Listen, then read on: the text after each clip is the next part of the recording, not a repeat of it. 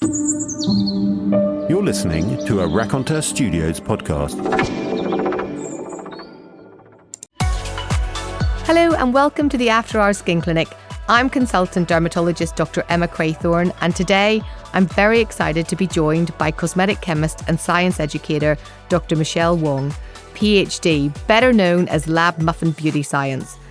If you're not familiar with Dr. Michelle Wong and her work, well, let me introduce her to you. In her own words, she's a champion of science, healthy skepticism, honesty, transparency, spending your money well, and she always has something to say about sunscreen. She's anti-fear-mongering, anti-hype, anti-one-size-fits-all and anti-detoxing. She's the powerhouse behind Lab Muffin Beauty Science, which she says was born from the frustration she experienced when searching for easy-to-understand scientific explanations for the beauty products we're all buying every day. She's someone who, and actually we both have this in common, we love going down rabbit holes of research and taking deep dives into these scientific studies. But, not everyone loves to do this. So she spends her time creating brilliant, easy to understand, science-backed content, debunking the biggest and latest skincare myths, and also helping people make safe and healthy skincare decisions based on science and not on fear. Today, we're going to be diving into the recent headlines around benzene contamination in skincare products, particularly sunscreens, and exploring how science, safety, and social media intersect in the public's understanding of product safety. Oh, and by the way, we recorded our interview remotely because Michelle's in Australia, so the time is different and the audio might sound a tad different. Enjoy! Well, thank you for doing this, Michelle. I have been a massive fan of yours for, I think it's probably been around about 10 years. I've been secretly stalking you in the background, from your Reddit portfolio to your things that you used to drop on there and then your YouTube videos. And actually, I think I've learned the vast majority of my cosmetic chemistry science from the education that you provide. So first of all, thank you. Oh, that's really lovely to hear. Hopefully none of it was incorrect. I don't believe so, but sometimes we do say these things, don't we? And then reflect back on them about 4 years later and go, oh, okay, the science has changed. But actually, that's good, the science has changed. I do hope the things that I say are then recorrected in the future as we learn more things. But what inspired you to start up the Lab Muffin business, I suppose, really now in the first place? Yeah, so I was doing my PhD in chemistry. I was in the lab and I was buying products for myself. Like I'd be doing my experiments and then going online, going on skincare forums, trying to work out what products to buy. And obviously I was sitting in a lab and my PhD is in medicinal chemistry. So I was looking at how molecules interact with our bodies, and skincare really is pretty much the same thing. It's molecules trying to interact with our bodies, trying to make it do things. And so I started trying to find out how things worked. And this is back in like 2009, 2010. And there just wasn't much online that was easy to understand. Like I was getting deep into books. And even then, I think in dermatology, there was also not that much information. Like I feel like a lot of it increased massively while I was doing Lab Muffin. So I started trying to find information and it took ages. So I thought I should really write this up because other people must be wondering about the same stuff. And at the same time, I was also trying to work out what I wanted to do with my life, which recurring theme. And one of the paths aside from research was science communication. And back in the day, they would always say, you should start a blog so that can act as a portfolio and you can demonstrate how excited you are about science communication. And back then, around that time, there was like a huge surge in measles, which, time is a flat circle. But yeah, there was a huge surge in measles because of all the Andrew Wakefield MMR stuff. And there were lots of science communicators who were talking about measles and how people were scared of ingredients in vaccines that were there at very low concentrations.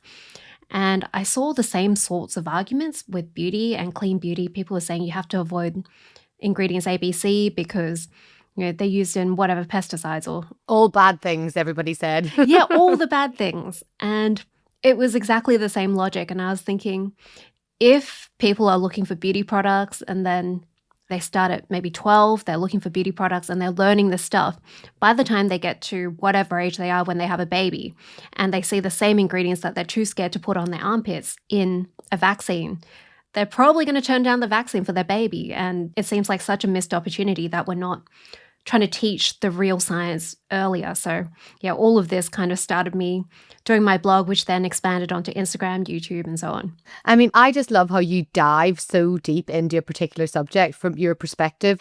You break it down. I mean, I love the one even about how much sunscreen that you need to put on your face. For those listeners who haven't seen this video, we'll put it in the show notes because you go so deep into it. You map out your own face. You work out the surface area of your own face and other people's faces to work out exactly how much SPF is needed. And it's just brilliant, the little graphs that you come up with. But it's that same kind of terrier-like mentality that you seem to have about diving deep down and then making it easy for people to understand. And part of the reason for having this conversation really is that one of the questions that come up on the After Hours Skin Clinic is this concern about benzene in skincare products and what that might actually mean. And then obviously correlating slightly with one of the L'Oreal products being withdrawn from the market. I wondered if we could talk a little bit about what benzene is and why people find it in products, and what is it about these new studies and new drama that's been suddenly created to cause a bit of fear, I think, in people? Yeah, so benzene is, if you've ever done chemistry, it's like the 6-membered hexagon. It's the little hexagon with the double bonds in every second bond. It's like, I think everyone will know what it looks like because it's used in so much stuff, because it's very pretty, but it's a solvent. It's very pretty. I love it. that. It is. It's like from the words of a chemist. Geometry. You look at it and you think, oh, science. It's a molecule that's used as a solvent. It's really, really common, but it's something that we never hear about. It's at about, I think, 1% in a lot of petrol. I'm not sure, it changes depending on the country. Super common, but it is linked to leukemia. With all things, the dose makes the poison, so it depends how much you get. If you have higher exposure, like, for example, you're a petroleum worker or you work in an industry where you're using it as a solvent, you're pouring it, like buckets of it every day on stuff, then those sorts of workers tend to have higher rates of leukemia, of course, depending on OH&S, of course. A lot of the time, because we know that it does cause this, there are lots of regulations around how you're exposed to it if you're working with it. There's also been studies where people who work at petrol stations, like as a cashier, they tend to have higher rates of leukemia. So it is definitely a known carcinogen. It's very definitively linked to causing leukemia, some other cancers as well. So I think it was around the start of the pandemic, so 2019 or 2020, a lab called Blaxill announced that they found benzene in hand sanitizer. This was when there was that huge rush on hand sanitizer. People were trying to make it. I think they were getting like gin distillers to try to distill off ethanol to make hand sanitizers. It was all like a bit of a mess. And so they found it in a bunch of hand sanitizers. And so there was a little bit of a kerfuffle about that because, I mean, it is a known carcinogen. The amounts were very, very low, but because hand sanitizers were being used by the bucket load by everyone, there was concern about this and there were investigations into that. But that story didn't gain a lot of traction. But then over the last few years, there's been more and more announcements about finding benzene in products, and it's always been Blaxill announcing it. A lot of the time when they announce it through a press release. They later on started publishing papers as well, but most of the time it was like a report on their website. They would say, we found benzene in these particular products. We've written to the FDA telling them we think the FDA really needs to use us as like an intermediate step to make sure products are really safe. So there were a whole bunch of these things. They went viral in the news. There were all these scare stories. Yeah, so there's been a whole bunch of different products. I think it's been sunscreen, spray deodorants, lots of topical acne. Dry shampoo. And then, the latest one is benzoyl peroxide in acne products. So I think there's like a bunch of little issues here. So the first issue, I think, is how Blaxill tend to talk about these products and the risks of benzene. Because benzene is not very familiar to most people. Benzene is actually in the air everywhere because it is in petrol. There's things like if you park your car in a garage attached to your house, then your air inside the house tends to have higher benzene, things like that. So we are constantly exposed to known carcinogens, and that generally still isn't that much of a problem. Like, we are breathing in lots of benzene every time we fill up our car, but not everyone gets leukemia. UV is another known carcinogen, but not everyone gets skin cancer. It still depends on how much you're exposed to. But they tend to say no safe level and known human carcinogen a lot. And Those put together are very scary until you realize UV is also a known carcinogen with no safe level of exposure. Alcohol, like drinking alcohol, is as well. It still depends on dose. A tiny bit is not going to add that much to your overall lifetime risk. The other big issue is how Valishore went about measuring things, and it turns out they're not very good at measuring things. They've actually done a few other sort of scare stories in the past. So a lot of people know that Zantac got taken off the market, ranitidine. There was also a bit of a scary thing about metformin as well. They were finding things in metformin, and there were a whole bunch of metformin recalls back in the day. And it turns out Valishore were also behind these. They also wrote a petition. They also sent it off to the FDA. And because those are more serious medications, then the FDA did investigations, and it turns out Valishore's measurement methods weren't very good. So for Zantac, that one, they actually put it through, it's a machine called the GCMS, and it's like gas phase chromatography to turn stuff into a gas. It gets heated up, and it turns out that heating actually caused the Zantac to decompose. It would go black, and then it would release the dangerous thing. It's NDMA, which was in the drug. So if you weren't heating it up, which you generally aren't if you're just taking it as a standard medication, then that didn't seem to be a big issue. And there's actually talk of maybe reapproving Zantac because the risk turns out to be so low. With metformin, it was a similar issue, except that this time when they were measuring it, they were measuring 2 peaks as one. So like with the graph, if you have 2 different chemicals, you have 2 peaks.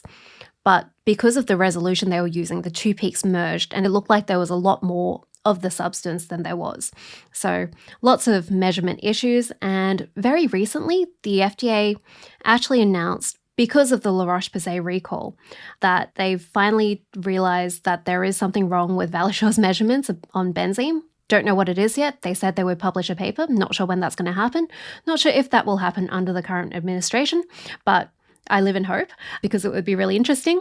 So the latest La Roche-Posay recall, so there was a recall of benzoyl peroxide products, and this was a very weird recall. So the first announcements were actually in the news, which is weird because normally with a recall, what happens is you see the brand announces a recall, and then they have all the information out there. You know exactly which products they're recalling, which lots. They'll say which expiry dates. They'll say how to send your products back, how to get a refund, what to do with your product, whether to send it back or chuck it out. And none of this was in place, which is very weird because when I was studying for my cosmetic chemistry diploma, they said exactly what you needed to do for a recall. And you needed to have all this in place so people weren't confused and they weren't freaked out, and your brand doesn't have like a whole bunch of people making up narratives about it. So this is bizarre because La Roche-Posay is a huge brand. They're owned by L'Oreal. They would know how to conduct a recall to have like minimal impact on their brand reputation. So later on, it turns out that it's not a real recall. It's a retail-only recall. And this is when they just take the products off the shelves so no one else can buy it, but they don't recall it from consumers because the risk is just not big enough to warrant that. And from what I can tell, again, the details aren't completely out yet, the benzene limit is very weird. So the benzene limit was put into place because of this whole emergency hand sanitizer thing, I believe. And it's 2 parts per million, but that limit is only for oral drugs. Like they just put in a limit for things that you apply on your skin. The limit should be higher because it's less toxic. You have less exposure. But that's the only limit that exists because they just never got round to putting one in. So it seems like, I'm guessing, the amounts in the products were over 2 parts per million, but because you just use a tiny blob of benzoyl peroxide, that amount isn't going to cause any sort of real risk to people who are actually using it, but technically they should recall it, so they did this like semi-recall instead. And for example, of that 2 parts per million, you talked about how in our environment around us, you know, in the street, for example, in London, or if you have a garage attached to your house, what kind of level of benzene is in that environment? Yeah, so it's a little bit weird because the stuff in the air versus the stuff in a product, the concentration is, you can't really convert it directly. And this is something that Valishore exploited a whole bunch. So if you think about how much air you breathe versus how much product you use in terms of benzoyl peroxide, we breathe in tons and tons of air a day, but we would only use like a tiny pea-sized amount of benzoyl peroxide. So the total amount that we breathe in every day is about 60 micrograms of benzene. The amount in a tiny, tiny blob of benzoyl peroxide, even if you had a very contaminated blob, that would be about 5 micrograms of benzene. So in other words, 12 times less. So it's like we already inhale 60 micrograms. The blob has 5. We don't inhale everything inside the blob because most of it will just drift off. So the amount that you're adding to your exposure is just not that much. And this is benzoyl peroxide with 10 parts per million. So much higher than the limit, much higher than anything that was measured. The risk is just extremely low. I did a calculation where I worked out if you put the most contaminated product into a hot car and you leave it for a full day and then you get into the car and then you keep breathing that air for 78 years, you actually only get an increase of 0.0127% cancer risk. So it's like, even in that extreme a situation, the increase in risk is really low. And I think this really speaks to how effective Valishaw's marketing was, because there were people who were telling me they were freaking out, they couldn't sleep, because they were so worried about the benzene in their benzoyl peroxide products. And I mean, that would have done so much more to your health than the tiny amount of benzene. I think that resonates exactly with me because, with my experience of patients in clinic coming in, it was the fear that they had that had been lasting for, say, about a week or two before they got into their appointment with me to go through things because they were so worried about their benzoyl peroxide. And actually, I agree. I think the fear and the stress and the potential hypertension that could have caused will have been far more harmful than anything at all, even in the most extreme of circumstances they would have got from their benzoyl peroxide. And it really is that fear that it was driving things. And like you say, it was so effective, their own marketing of their own studies that they did without really, in a way, I think, thinking about the impact that was going to have on people who were using these products and what that might do to them in terms of their anxiety. Why do you think they do it? So that's a really good question. I haven't really dug that deep into this because, I'm used to science. I don't really get into the whole legal psychology of why. Yes, but there are some articles out there that have kind of dug deeper into them. And it seems like Valishaw's, this is in my opinion, it seems like their biggest source of income is generating data for lawsuits, for class action lawsuits. So apparently this is a big thing in America where a lot of cases involve expert witnesses, and there are a lot of expert witnesses who kind of give their opinion for pay. And it seems like a lot of their funding is from that. In their petitions, you can see they're really trying to get in as this third-party validation lab as extra layer of drug approval. And it seems like the FDA isn't having any of that because, they're not good at measuring things to begin with, and also it's not necessary. But it kind of feels like they're just looking for some sort of business opportunity. So they've got all their links with class action lawsuits. There's been a few examples where they filed a class action lawsuit before they released their data publicly, or at least they've looked for candidates for these class action lawsuits before even announcing it to the public. So it doesn't seem like they're really doing anything in the public interest. There's also been examples where it gets very exciting, but there's been letters dug up, emails dug up where they're emailing and saying it doesn't really matter if the data is correct or not, as long as it's very useful for a particular side in a lawsuit. For benzoyl peroxide, they also had a patent for a competing technology. So they put a patent, or they tried to put a patent on a way of stabilizing benzoyl peroxide so it wouldn't produce benzene. This was filed years before they announced the stuff about benzoyl peroxide. So again, they had the data and they were sitting on it for, I think, a year and a half before announcing it to the public. It really doesn't seem like they truly believe this is a real danger.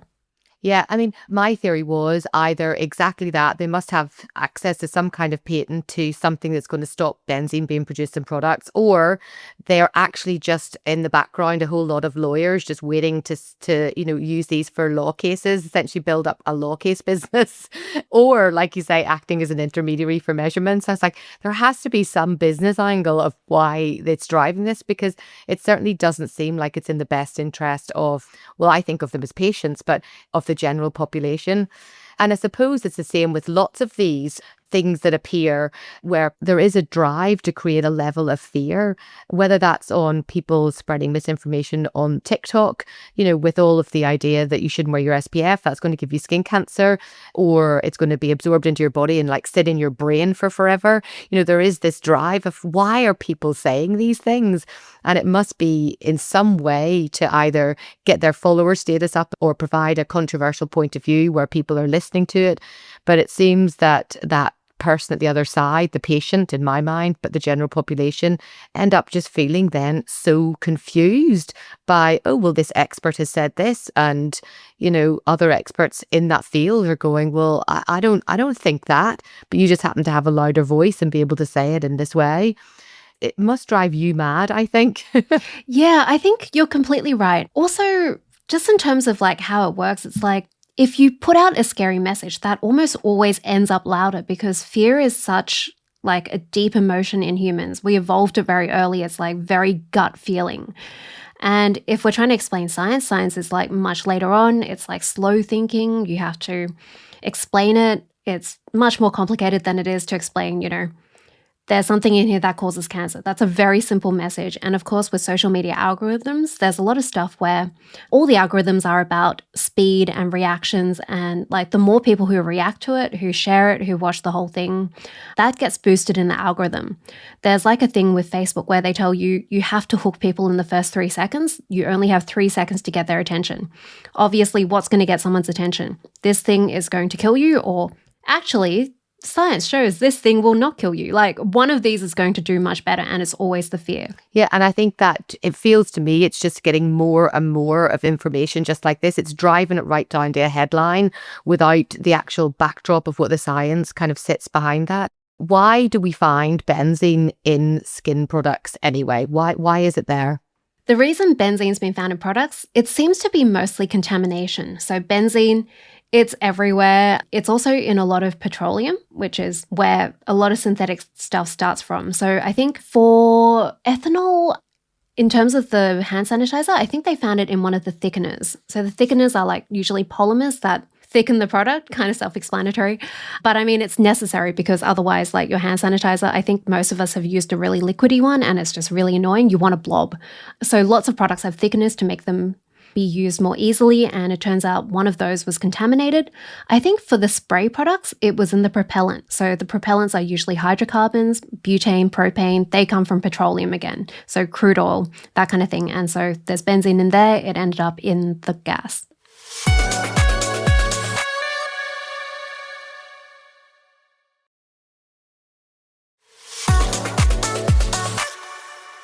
You said something that's incredibly resonating, I think, about the poison is in the dose.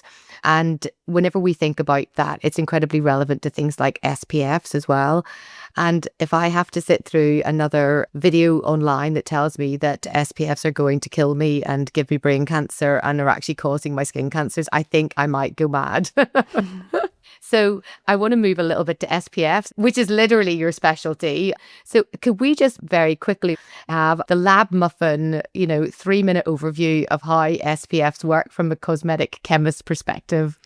All right. So sunscreen is my specialty topic because I'm Australian. So we know a lot about sunscreen. So first step with sunscreen, the most important things to look for in a sunscreen are the regulated terms on it, SPF, broad spectrum, water resistance, and then whether or not you enjoy using it. Those are the 2 things to look for. Now, if we break that down, SPF is how much protection you're getting from the sunscreen. That is mostly UVB, but a little bit of UVA as well. It's protection against burning. That is also correlated with pretty much every other bad thing. So skin cancer is mostly caused by UVB, and SPF is a very good proxy for that. Higher number is better. There's some stuff online about how you don't need to go above SPF 30 and SPF 50 isn't better. It is better. That's the way the system was designed. I agree. Literally, if it's 30, it gives you a protection level of 30 versus 50, the ratio is correct. You should be using a particular amount. So 1 shot glass for your entire body or about a 1/4 teaspoon for your face. There's a bunch of different measurements out there. There's one which is very handy, which is in teaspoons. I think it's a teaspoon for your face, neck, and ears, a teaspoon for each limb, a teaspoon for the front of your body, and a teaspoon for the back of your body. So you need to apply that much because otherwise you're not getting the same level of protection. If you apply half, you get about half the protection. Now, broad spectrum is how much UVA protection you're getting as well. So back in the day, they thought everything was UVB, which is the short wavelengths that cause sunburn. But then they realized the longer wavelengths can also cause damage. And the longer wavelengths, they tend to be associated also with skin cancer, skin aging. There is a bit of a thing out there which is like UVB doesn't cause skin aging, but it does. So you can't just be like, I don't care about sunburn, I only care about skin aging. You need both. So broad spectrum tells you how much of this UVA protection you're getting, and most sunscreens will have a decent amount of UVA protection. There's also the Boot Star rating and also like a PA+++, number of pluses rating. Again, like the bigger, the better. But of course, the flip side is whether or not you enjoy it as well. So something that has very good protection isn't going to protect you if you're not applying enough, if you're not applying it at all. If it's not on your skin, then it's not going to protect. So you want something that you can use a lot of every day. And the other aspect of that is also price. I find that a lot of people are very obsessed with buying the best sunscreen, and it'll be really expensive and they will not feel like they can use it. And that also ends up being bad value because it needs to be on your skin. So you need a good balance of all of that. In terms of safety, pretty much all sunscreen ingredients are pretty generally around the same in terms of safety. Like they are all very safe. There's a whole bunch of stuff where they've blown some of the quote less safe sunscreens out of proportion, but they are all extremely safe. They have not been linked solidly to any sort of problem, and they've been used for decades, except for allergy. A lot of people are allergic to particular ingredients. If that is you, then avoid them. But otherwise, with all the stuff about like, I don't know, they say pregnant women shouldn't use particular sunscreens, but that's not a thing. If that was a thing, it would be on the bottle because sunscreens are drugs in a lot of countries, and they are very, very on edge about possible impacts on pregnant women. So yeah, sunscreens, whichever one you enjoy is going to be the best one for you. I think that with the safety thing, there's a lot about how chemical sunscreens are less safe than mineral sunscreens, and there's been all this hyping up of mineral sunscreens. Again, the safety isn't that big of a difference, but the real difference is actually in the enjoyment. A lot of mineral sunscreens give you a really white cast if your skin is anywhere darker than like a sheet of paper. They also feel very drying and heavy and thick. Some people like that effect because it makes their skin look nicer or they enjoy the oil soaking, but most people prefer chemical sunscreens. I think that's right. I mean, there was a drive certainly from a dermatology perspective where, especially people who had rosacea, there was a real drive to say, oh, everybody should wear mineral sunscreens if you have rosacea because it's going to be much nicer for your skin and better, and you're less likely to get sensitized, etc. And actually, I find the opposite is true. I think with the newer chemical sunscreens, there are filters that are available, then I think people just tolerate these much better. And in fact, like you say, the idea of having the mineral on the face, it is much thicker, it is heavier. And for a lot of people who find the heat of wearing certain formulations on their face, that actually feeds back and makes their rosacea worse. But I see it everywhere. You should wear a mineral sunscreen if you have rosacea. I say don't. I mean, a bit of mineral is fine. In fact, mixing the two of them together is perfect. But to go for the idea of a pure mineral one, and then sometimes those particles are just nanoized down so small that actually it feels a bit lighter and you don't necessarily get quite the same kind of cast. But then whether you're getting that same kind of broad spectrum protection that you actually were hoping to get from the SPF being a mineral one, I don't think also quite kind of stands there. When we think about how mineral sunscreens work and how we think of the chemical sunscreens and how they work, albeit they're all just chemicals, they all essentially work in pretty much exactly the same way. Isn't that right? Exactly, yeah. There's all this stuff about how mineral sunscreens actually reflect UV. They only reflect about 5 to 10% of the UV. So like 90 to 95% is still absorbed and converted to heat, which I think is some of that rosacea point. There's all this stuff about how like chemical sunscreens absorb UV and turn it to heat, therefore produces heat. That's irritating. And the difference is very minimal between the two types. And then in terms of this idea about the SPF filters damaging our oceans and corals, and Hawaii obviously moving to just having mineral-only filters, I find it quite interesting actually now that there's some papers coming out suggesting that the mineral filters might actually be at fault and not the chemical filters. But actually, in truth, it's probably neither of these and more about our flight getting us to Hawaii that's part of the problem of the corals rather than what we put on when we get there. Can we delve a little bit into that? Yeah, this is another like really deep hole that goes deeper, and I haven't actually gotten to the bottom yet. But The Mariana Trench. Oh, it really is. So there was a study that was published in 2016 where they said that sunscreens were killing coral reefs. And it turns out it wasn't a very good study. So again, the researchers went to the press rather than let other scientists look at it first. And so none of the newspaper articles that came out, like literally on the day the paper was published, none of them had commentary from other scientists because they didn't have time to look at the study. And it turns out the study wasn't very good. This is like a theme. So there were like two parts to the study. One of them, they were putting amounts of sunscreen onto corals and then seeing how much would cause damage. And then the other part was they went into the ocean and they grabbed glasses of water and they measured how much sunscreen was in them. And it turns out they just grabbed like, I think half a cup of water from each site and just tested that. So that's not very reliable. They only did it once. And then I think with the coral, they didn't let it acclimate. So coral is kind of very sensitive. So they didn't let it chill out before they started dumping stuff in. So it could just be the way they were harvested, the way they were prepared, that was making them stress out and bleach. So I think there was also a typo in the study, like they used the wrong concentration, and that just completely invalidated a whole bunch of stuff. So that was 2016. And then in 2022, finally, the National Academies in America, they got a whole bunch of scientists to go through all of the data on sunscreen and environmental impact. And their conclusions was that was a massive outlier study. Like I think it's that one, or it's a paper that was written by scientists who were on that committee. You can see all the dots of the concentrations they saw in the study, and then you have this dot that's really far out, and that was that 2016 study. So it's outlier data.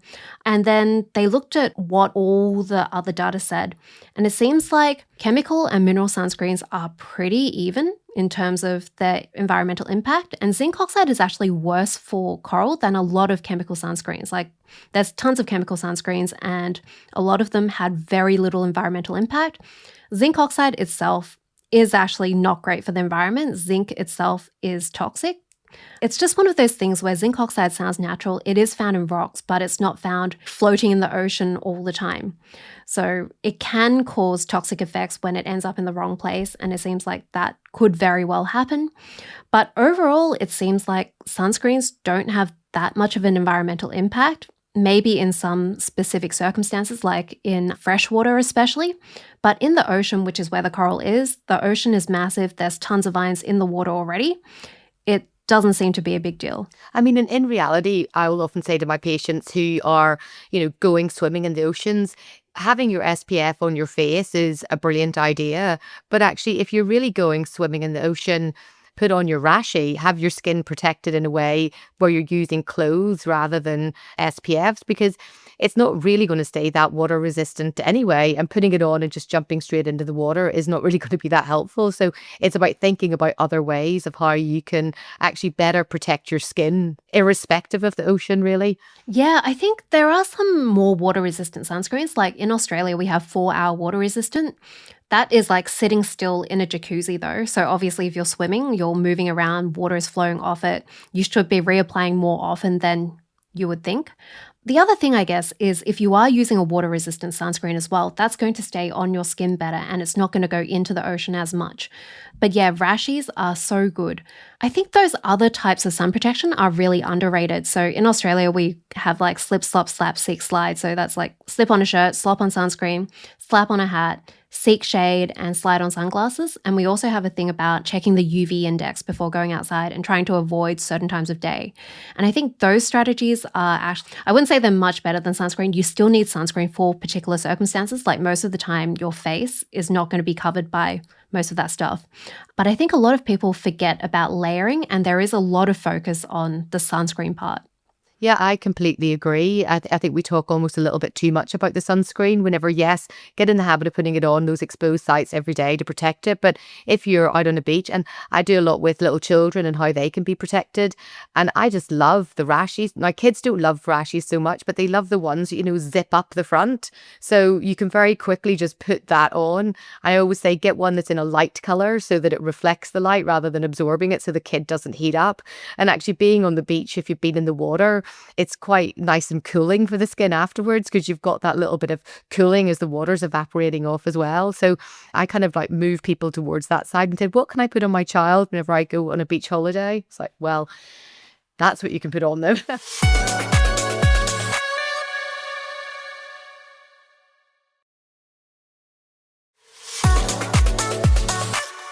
So in terms of how SPFs will be in the future, do you think, in the way that things might be formulated, how do you think these filters are going to be? I see a lot about these encapsulated filters and they've held my attention quite a bit. And I wanted to know what your opinion was on those. Yeah, in terms of future of sunscreens, I feel like there's a lot of potential in engineering mineral sunscreens so that they're less terrible. There's a lot of limitations in terms It's a of good start. yeah, well, I think with chemical filters, I feel like we're at a pretty good spot. Hopefully, they'll get approved in more places. I'm talking mostly the US. But I feel like they've got them really good. So with encapsulation, that's really promising in terms of getting the older filters to not get into skin as easily and maybe also stabilize them a bit. And that's really promising. I feel like with people who are allergic to the common chemical sunscreens, there should be some way of getting it to be less white. There's a lot of ingredient companies who keep announcing that they've made a version that's less whitening, and so far they've all been really disappointing. Eventually we'll get there. There aren't going to be new organic filters though because of the animal testing ban, so that's the main area.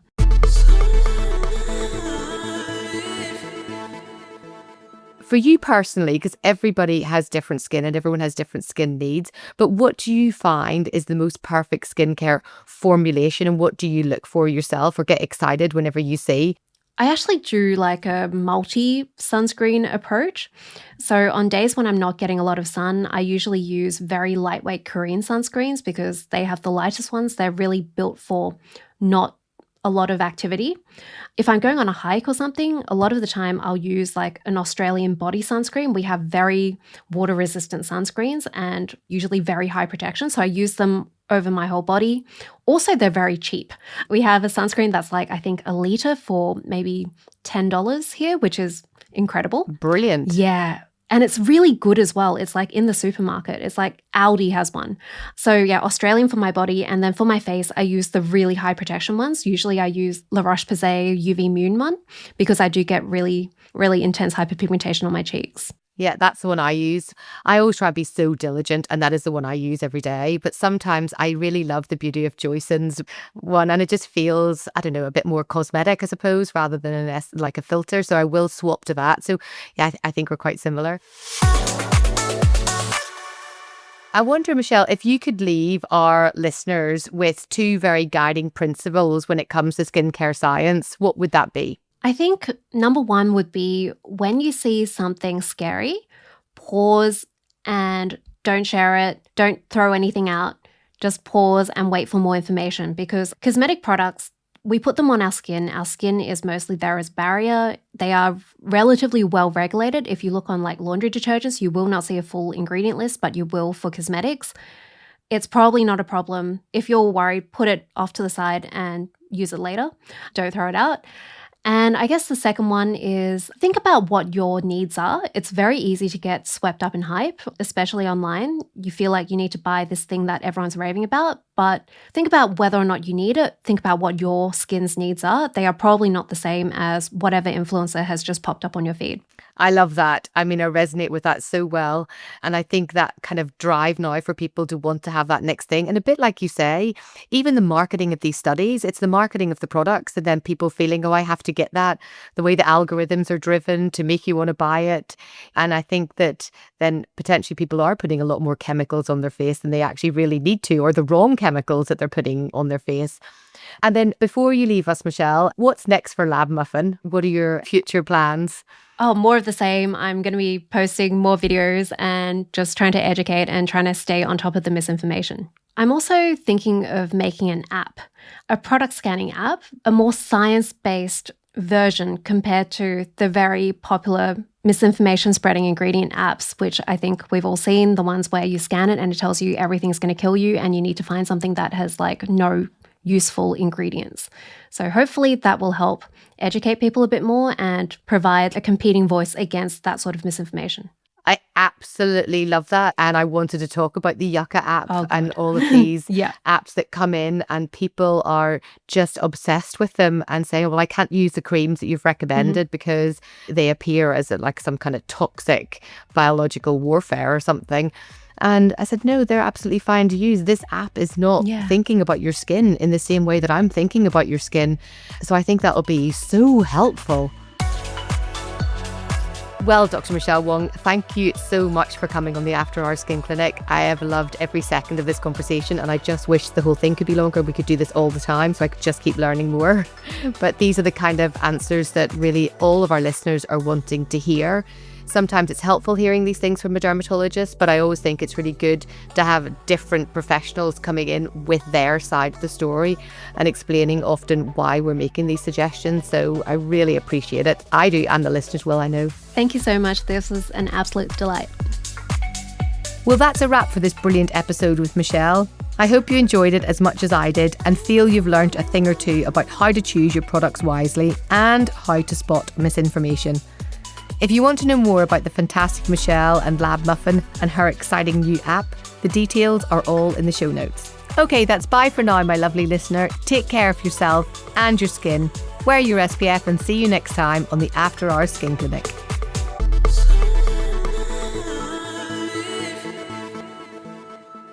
As always, this podcast is for informational purposes only and is not a substitute for medical advice.